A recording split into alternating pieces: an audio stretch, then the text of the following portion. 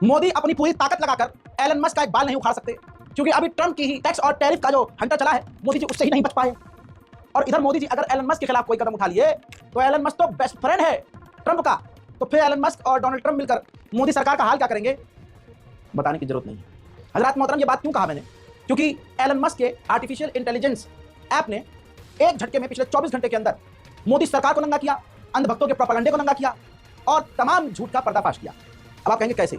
तो इस रिपोर्ट की शुरुआत में आपसे गुजारिश कि अगर आप हमारे चैनल पर नए हैं तो चैनल को सब्सक्राइब कीजिए और इस रिपोर्ट को शेयर कीजिए, ताकि दुनिया तक हमारी आवाज पहुंचे और असल में उनको सच नजर आए। मोहतरम हज़रात, ट्विटर आप जानते हैं जो आज का एक्स है, जिसे एलन मस्क ने खरीद लिया है, उसको बहुत एडवांस कर दिया है। अब उस एआई का नाम है जो एलन मस्क का है, ग्रूक। इसको मेंशन करके अगर आप एक्स पर कोई सवाल हिंदी या इंग्लिश में किसी भी लैंग्वेज में लिख रहे हैं, पूछ रहे हैं, तो ये जवाब देना शुरू कर चुका है और जवाब दे रहा है। पिछले 24 घंटों में इससे बड़े सख्त सवाल पूछे गए और बिना किसी के बाप से डरे एलन मस्क के इस ग्रूक एआई ने मोदी तक के बारे में सारी धोती खोल डाली है।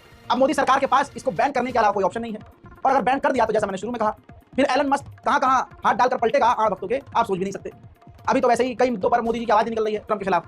मोदी जी तो खुद बेचारे धोखे में रह गए। मोदी जी कहते हैं नमस्ते डोनाल्ड ट्रंप, नमस्ते मेरा मित्र है ट्रंप। अंधभक्तों ने क्या किया, ये देखिए, डोनाल्ड ट्रंप की पूजा की, उसकी आरती उतारी, उसके लिए दुआएं की। उधर डोनाल्ड ट्रंप जब राष्ट्रपति बने तो एलन मस्क के साथ मिलकर पूरा बेड़ा गर्क कर दिया और भारत पर टैक्स लगा दिया।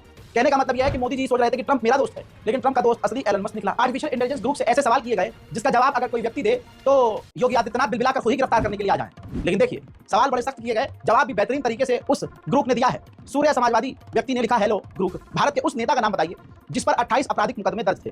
मुख्यमंत्री बनने के बाद उसने अपने मुकदमे वापस ले लिए। ग्रुप ने सीधा नाम लिख दिया, योगी आदित्यनाथ पर 28 आपराधिक मुकदमे थे, जिनमें दंगा और हत्या के प्रयास जैसे गंभीर मामले शामिल थे। 2017 में मुख्यमंत्री बनने के बाद उनकी सरकार ने सार्वजनिक हित का हवाला देकर इनमें से कई मुकदमे वापस ले लिए। विपक्ष ने इनकी कड़ी आलोचना की थी।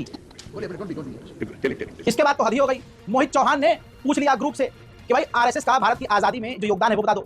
ग्रुप ने पूरा पैराग्राफ छाप दिया, लिखा कि आरएसएस का छोटा मोटा भी कोई रोल भारत की आजादी की लड़ाई में नहीं है। हालांकि जो फाउंडर था हेडद्वार, उसने पर्सनल लेवल पर किसी न किसी रैली में हिस्सा तो लिया, लेकिन जिस आरएसएस के बारे में आप पूछ रहे हैं वो आरएसएस किसी भी भारत की आजादी की लड़ाई में शामिल नहीं हुआ। उल्टा वो अपना खेल खेल रहा था हिंदू राष्ट्र का, और उस वक्त भी सिर्फ हिंदू हिंदू कर रहा था।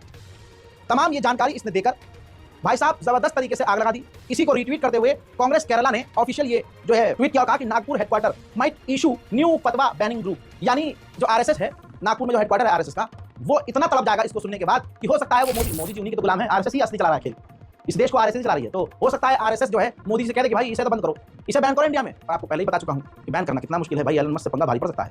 तो इस वक्त अंधभक्तों के जो है कील घुसी हुई है, आधी अंदर आधी बाहर, सही से खड़े होकर चल नहीं पा रहे और बैठे पूरी की। यही नहीं, इसके अलावा तरुण गौतम नाम के एक यूजर ने तो ये पूछ लिया कि ग्रुप हमें ये बताइए कि भारत का अब तक का सबसे ज्यादा कम्युनल नेता कौन है, जो हिंदू मुसलमान करता है, जो देश में आग लगाता है। तो उसने ग्रुप ने यहां भी शर्म नहीं की, अरे शर्म कर लेता, लेकिन नहीं, शर्म नहीं की इसने, बल्कि लिख दिया सीधा नाम कि Narendra Modi is often seen as Indian most communal politician. हजरत सीधा मोदी का नाम दे दिया, जो सबसे ज्यादा कम्युनल है और हिंदू मुसलमान करते हैं। हिंदू नेशनलिस्ट के नाम पर पॉलिसीज लेके आए हैं और 2002 में इन्होंने दंगे भी करवाए हैं। 2024 में मुसलमानों के खिलाफ इन्होंने नफरत वाले बयान दिए हैं, जिसकी वजह से पूरी दुनिया में इनको निशाना बनाया गया है और विरोध किया गया है। उधर योगी आदित्यनाथ और प्रज्ञा ठाकुर मोदी के वो चेले रहे हैं जिन्होंने हमेशा से हिंदू मुसलमान किया है और देश को बांटा है, और इस तरह के इल्जाम इन पर लगते आए हैं। ग्रुप ने पूरी तरह से बिना डरे आड़ भक्तों को नंगा कर दिया। अब भारत में भाई लोग भरे पड़े हैं, मोदी से और बीजेपी से कोई सवाल करे तो तड़प जाते हैं, जवाब दिया नहीं जाता। कोई सीधा सवाल कर ले तो इनकी किलत जाती है, उसको गिरफ्तार करवा देते हैं। बड़े लंबे समय के बाद ग्रुप नाम का एक एआई ऐसा बंदा मिला जो भाई सच्चा जवाब दे रहा है। ऐसे में लोग सही सवाल कर लेंगे बड़े। अब किसी ने कह दिया गोदी मीडिया के एंकरों और टीवी चैनल का नाम बताओ, तो ग्रुप ने वो भी नंगा कर दिया। शेयर करते रहिए दोस्तों, बड़ी मजेदार चीज है, वीडियो डिलीट हो सकती है, ज्यादा शेयर करिएगा। भारत में गोदी चैनल्स की लिस्ट में रिपब्लिक भारत, जी न्यूज, आज तक, ABP news, India TV, times now और सुदर्शन न्यूज शामिल है, जो सत्ताधारी पार्टी के एजेंट को बिना सवाल उठाए चलाते हैं। सबसे दल्ले एंकरों में अर्नब गोस्वामी और सुधीर चौधरी। अर्नब गोस्वामी का रिपब्लिक भारत और आज तक टॉप पर है, चिल्ला कर प्रोपेगेंडा फैलाने में माहिर, और आगे जो है इमोजी भी हंसा भी है भाई, ग्रुप हंस भी रहा है। सबसे इंपॉर्टेंट जुमला बोला है दल्ला, कि ये दल्ले है, सबसे बड़ा दल्ला आर्टिफिशियल इंटेलिजेंस बता रहा है अर्नब गोस्वामी और सुधीर चौधरी को। और सुधीर चौधरी से याद आया कि सुधीर चौधरी की और अच्छे से लंका लगाई है ग्रुप ने। किसी ने पूछ लिया तिहाड़ी नाम से कौन मशहूर है, तो लीजिए सवाल किया गया कि किस भारतीय पत्रकार को तिहाड़ी के नाम से जाना जाता है, तो लिखा कि तिहाड़ी। ग्रुप अब जवाब दे रहा है भाई, ग्रुप तिहाड़ी नाम से मशहूर भारतीय पत्रकार है सुधीर चौधरी। उन्हें यह नाम तब मिला जब 2012 में उन पर जी न्यूज के लिए एक स्टिंग ऑपरेशन के दौरान नवीन जिंदल से 100 करोड़ की उगाही का आरोप लगा, जिसके बाद वो तिहाड़ जेल गए थे। अरे बाप रे, ये तो धोती खोल रहा है। अब इसके बाद भक्तों ने दिमाग लगाया कि यार हमारी बड़ी मारते हैं तेल लगा के, हमारे दादा ने जो है रिश्वत ली थी, माफी मांगी थी, हमारे सावरकर को ये बोलते हैं रिश्वत ली थी, पेंशन ली थी, हम भी पूछेंगे कांग्रेस के बारे में, मजा आएगा। यहाँ पर आड़ भक्त ख्वाब में भी नहीं सोचे थे कि वो नंगे हो जाएंगे। द हिंदू नाम का एक संघी जानवर का पेज, जिसने सवाल किया कि क्या जवाहरलाल नेहरू और महात्मा गांधी ने कभी ब्रिटिश गवर्नमेंट से माफी नहीं मांगी थी? क्या गांधी और नेहरू को और बहुत सारे कांग्रेसी नेताओं को अंग्रेजों द्वारा पेंशन नहीं दी जाती थी? जवाब ऐसा मिला कि द हिंदू नाम का जो भी इसके पीछे होगा उसने अपने तमाम छेद बंद कर लिए होंगे। ग्रुप ने बीजेपी आईटी सेल के ऊपर मुद्दे हुए जवाब दिया कि जवाहरलाल नेहरू और महात्मा गांधी ने कभी भी ब्रिटिश सरकार से माफी नहीं मांगी। गांधी को जेल में रख रखाव के लिए ब्रिटिश सरकार से पैसा मिला, लेकिन यह पेंशन नहीं था। नेहरू और अन्य कांग्रेस नेताओं को भी कभी पेंशन नहीं दी गई। यह दावा गलत है, इतिहास की यही सच्चाई है। आखिरी लाइन बड़ी जहरीली है, अंध भक्तों के पिछवाड़े में ये मिसाइल की तरह गई होगी कि इतिहास की यही सच्चाई है।